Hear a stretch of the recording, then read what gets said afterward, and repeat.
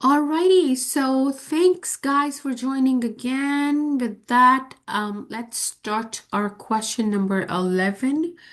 Out of the 30 interview questions for program management interviews, and out of 30 questions, we'll cover question number 11 to 15 today. So without further ado, let's start with question number 11. So this question is, how would you gather, prioritize, and act on field team feedback so the program continuously improves without creating unmanaged scope or disruption?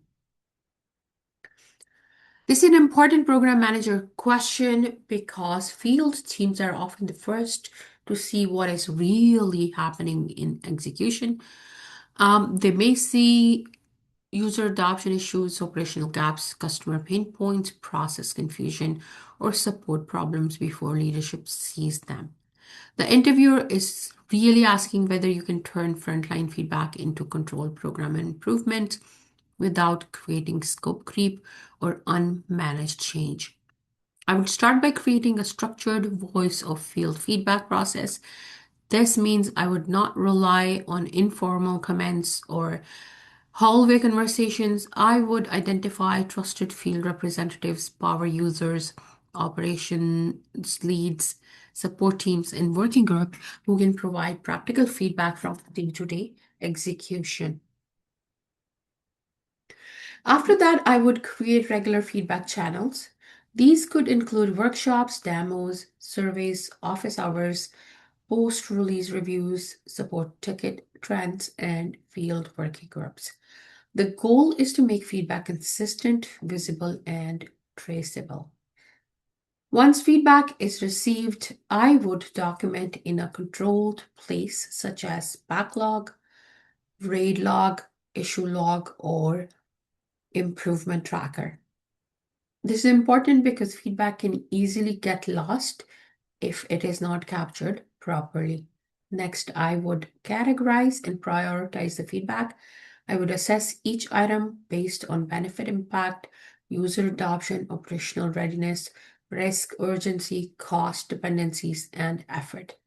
Not every suggestion should become an immediate change. Some feedback may be quick fix, some may belong in a future release, some may require governance approval, and some may be declined if the value does not justify the impact. If the feedback affects scope, schedule, budget, risk, or program benefits, I would route it through the appropriate change control or governance process. This protects the program from unmanaged scope while still allowing the team to learn and improve. Finally, I would close the loop with the field teams. I would explain what was accepted, what was deferred, what was rejected, and why. Field teams do not need every suggestion accepted, but they do need to know their input was heard, assessed, and handled fairly. So, the main message in this answer is that effective feedback management follows a consistent cycle: listen, capture, prioritize, act, and close the loop. This builds trust with the field teams and help the program continuously improve without losing control. So with that, let's move to question number 12. So here, the question is, tell me about a complex program you managed end to end. How did you structure the work, allocate resources, manage dependencies, and deliver measurable outcomes? This is a major program manager interview question because the interviewer wants to know that you have managed complexity across the full program lifecycle, not just one project or work stream or one delivery activity. The interviewer is looking for words like roadmap, resource allocation, governance, vendor, budget, RAID dependency management, executive reporting, transition, and measurable outcomes. For this answer, I would start by setting the context. For example, I could describe a multi-year enterprise transformation involving HR technology, payroll digitization, ServiceNow HRSD, SAP SuccessFactor, pilot training, onboarding, workforce analytics, vendors, operations, finance, IT, and executive stakeholders. Then I would explain the business outcomes. In this example, the goals were to reduce manual effort, improve payroll accuracy, strengthen employee service delivery, and create better workforce reporting. This is important because a program answer should always connect back to the business value and not just activities. Next, I would describe how I structured the program. I would explain that I broke the program into clear work streams, such as HR processes, which needs to be redesigned, system and integration delivery, payroll control, training and change management, data and reporting, vendor delivery, and operational readiness. Then I would speak about resource allocation. I assign HR SMEs to process design, IT and vendors to system configuration and integration, finance leads to payroll controls and compliance, um, change and learning teams to the training, adoption, and communication, and operations lead to readiness and sustainment. I would also mention that resource capacity had to be reviewed regularly because many teams were shared across multiple work streams. This shows that I understand program resource management, not just task assignments. In this case, I was closely working with the HR operational team, which is HR business partners, HR managers, payroll specialists, or your HR generalist, even in some capacity, the senior HR leadership directors or CHRO, to discuss the payroll policies that were needed to be defined. All these guys have full-time job in HR, and this is their additional work. So it is very important for a program manager to make sure to keep an eye on resource capacity management throughout the program lifecycle. To manage complexity, I used a program roadmap, governance cadence, RAID log, dependency tracking, executive reporting, and regular work stream reviews. These tools helped create visibility, manage risks, resolve issues, and keep leadership informed throughout the lifecycle of a program. When conflict appeared around resources, timing, scope, or priorities, I did not manage them informally. I brought options and trade-offs to governance so decisions could be made based on benefits, risks, cost, and schedule impact. Then I would close the answer with measurable outcomes. In this example, the program delivered improved payroll accuracy, reduced operating effort, better reporting visibility, strong adoption, and cost saving through digitization. The key message in this example is that complex programs require both structure and people leadership. A program manager needs clear governance, disciplined resource allocation, active dependency management, stakeholder alignment, and continuous focus on business outcomes. So with that, let's go to the next question. Here, the question is, tell me about a program you led with multiple interdependent component projects. How did you manage dependencies, shared resources, critical path, governance, and benefit delivery? This question is testing whether I can manage a program as one connected ecosystem, not as a set of separate project plans. In program management, the value comes from coordinating the component together so they deliver benefits that individual projects cannot achieve on their own. I would start by explaining the shared program outcomes before managing dependencies. I need to understand what the program is trying to achieve and how each component project contribute to the intended benefits of the program. Then I would build an integrated program roadmap. This roadmap would show key milestone dependencies, shared resources, decision points, release sequencing, and operational readiness activities. This helps everyone to see how the project connect and where one project may affect the other one. The most important part of this answer is dependency management. In a program, the biggest risks are often not inside one project, they are between projects. For example, a data model decision may affect integration, testing, reporting, training, and deployment across many different projects at the same time. To manage that, I would maintain a dependency log and review it regularly with project managers, vendors, technical teams, business owners, and operations stakeholder.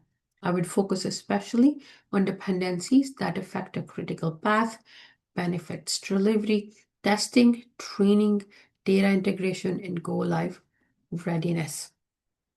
If a dependency creates risk, I would document in the RAID log, assign an owner, define a decision or escalation path, and bring trade-offs to governance when needed. This keeps the issue visible and prevents informal decisions from creating downstream problems. I would also coordinate shared resources carefully. In many programs, the same SMEs, technical teams, vendors, or business owners are needed across multiple projects. If those resources are overcommitted, one component can delay the entire program. Regular work stream reviews, dependency checkpoints, executive reporting, and governance decisions help project alignment and keep the program moving. So, the key message in this answer is that program management creates synergy and control access components. Dependencies, risk, resources, and benefits must be managed together so the whole program delivers more value than the individual projects could deliver separately. This is the crux of program management that we discussed in this question. So, as we all know, that program is a collection of component program, and the most critical from my hands-on experience in program management is the dependency management, where you have shared resources particularly. So this really captures everything we can do to manage dependency. So I hope this will help you to tackle the dependencies related interview questions in your next interview. With that, let's move to question number 14. So, how do you identify and manage cross-functional dependency risks before they become blockers, especially when multiple work streams, vendors, or business teams are involved? Guys, this is very important program management question because dependency risk is one of the most common reasons program lose time, quality, and benefits. The interviewer here wants to know whether I can identify dependencies early, manage them actively, and prevent them from becoming blockers. A weak answer would be I track dependencies in a spreadsheet. That's not enough. The interviewer is looking for a systematic approach that includes visibility, ownership, escalation, governance, and action.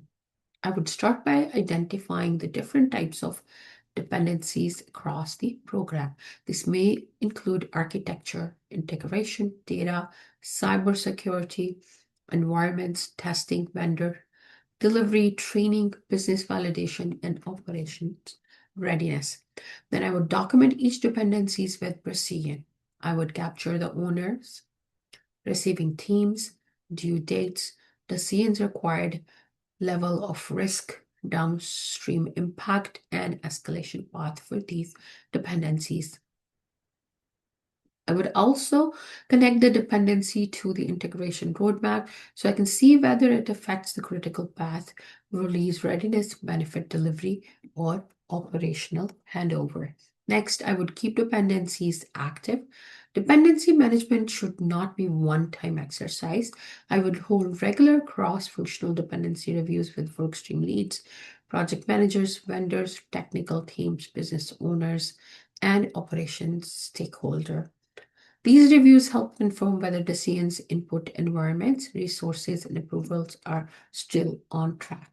If a dependency begins to threaten schedule, quality, cost, risk, or benefits, I would capture it in the RAID log, assign an accountable owner, and escalate early with options.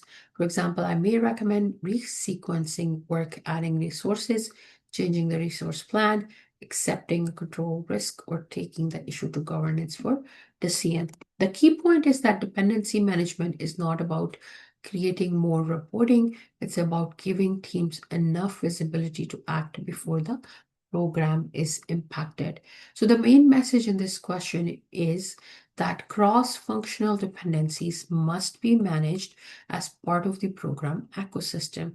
So cross-functional dependencies must be managed as part of the program ecosystem. They should not be left for individual teams to solve in isolation because one unresolved dependency can affect the critical path, readiness, benefits, and overall program success.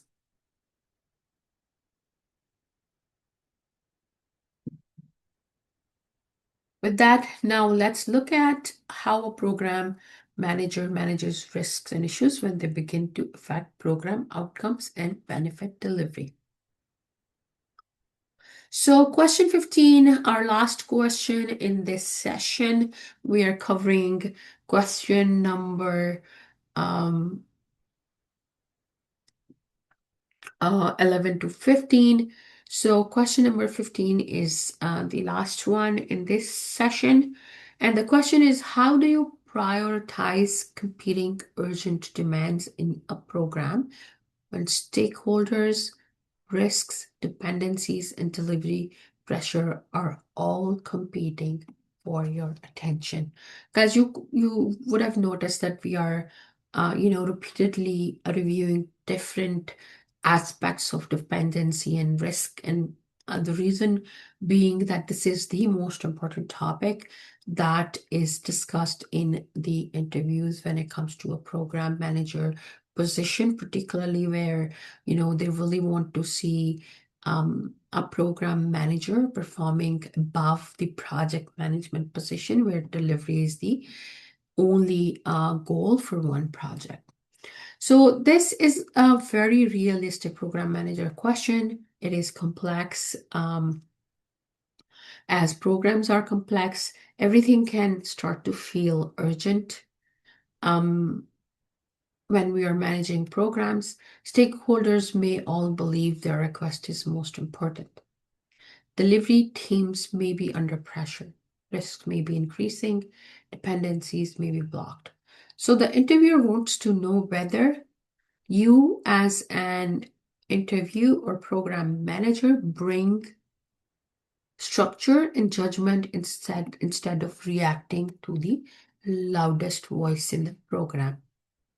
So I would start by separating true urgency from noise in this case.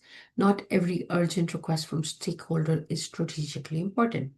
Some items feel urgent because they are loud, visible, or politically sensitive, but they may not be the most important for program benefits realization. So I would bring the discussion back to the program's strategic objectives, intended benefits, critical path, risk exposure, dependencies, and resource capacity. These become the lens of the prioritization in program management. I would assess each item by asking, what business value does this protect? What is the cost of delay? Does another work stream depends on this? What risks increase if we do not act? And do we actually have the resources to deliver it now? Then I would use structured prioritization method such as must have, good to have, or a decision matrix. Must have items are usually tied to the benefit delivery, compliance, critical path, customer impact, or major risk reduction. Lower value or lower urgency items may be deferred, phased, or moved into a later release. I would also make trade offs visible to stakeholders. If you prioritize one urgent item, something else may get delayed. Resources may need to move. A risk may need to be accepted. A dependency may shift. Strong program manager makes these impacts clear to stakeholders so they understand the consequences of prioritization decisions. If priorities conflict or require change to scope, budget, schedule, risk, or benefits.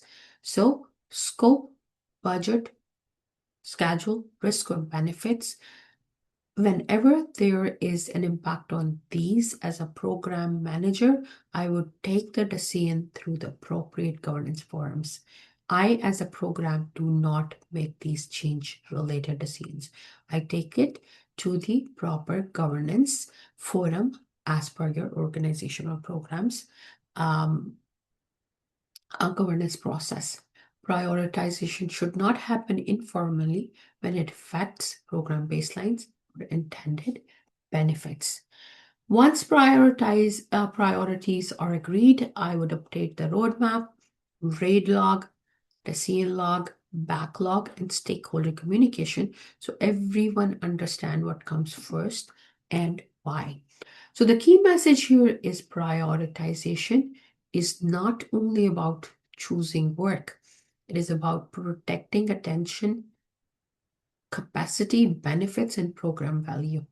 I would prioritize based on strategic importance, cost of delay, risk dependencies, and the organizational ability to execute.